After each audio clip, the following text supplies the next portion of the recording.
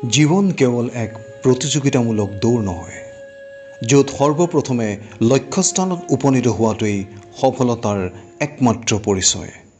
প্ৰকৃততে ই এক সুদীৰ্ঘ তথা তাৎপৰ্যপূৰ্ণ যাত্ৰাহে, যি আমাক প্ৰতিটো পদক্ষেপতে শিক্ষা, গভীৰ অনুভৱ আৰু আত্মজাগৰণৰ বিৰল সুযোগ প্ৰদান কৰে। আমি প্ৰায়ে গন্তব্যস্থানৰ চিন্তাত ইমানেই নিমগ্ন হৈ পৰোঁ যে যাত্ৰাপথৰ স্বাভাৱিক সৌন্দৰ্য উপভোগ কৰিবলৈ পাহৰি যাওঁ।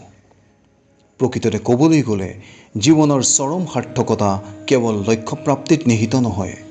প্ৰকৃত আনন্দ লুকাই থাকে সমগ্ৰ যাত্ৰাৰ মাজত, সেই ক্ষুদ্ৰ ক্ষুদ্ৰ মুহূৰ্তবোৰত, বৈচিত্ৰ্যময় অভিজ্ঞতাত আৰু ভুলৰ পৰা আহৰণ কৰা অমূল্য শিক্ষাবোৰত। গতিকে জীৱনৰ এই পথত অযথা লৰা ধপৰা নকৰি অলপ থমকি ৰোৱা উচিত।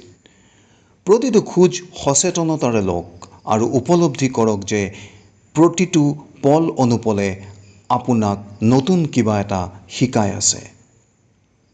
যিদিনা আপুনি এই যাত্ৰাক সৰ্বান্তকৰণে উপভোগ কৰিবলৈ শিকিব, সেইদিনা নিৰ্দিষ্ট গন্তব্যস্থানৰ প্ৰয়োজনীয়তাও যেন লাহে লাহে ম্লান পৰি আহিব। কাৰণ তেতিয়া আপোনাৰ প্ৰতিটো খোজেই নিজেই একোটা পূৰ্ণ গন্তব্য হৈ পৰিব। অছ' উইজডম, ফ'ল' ফ'মো।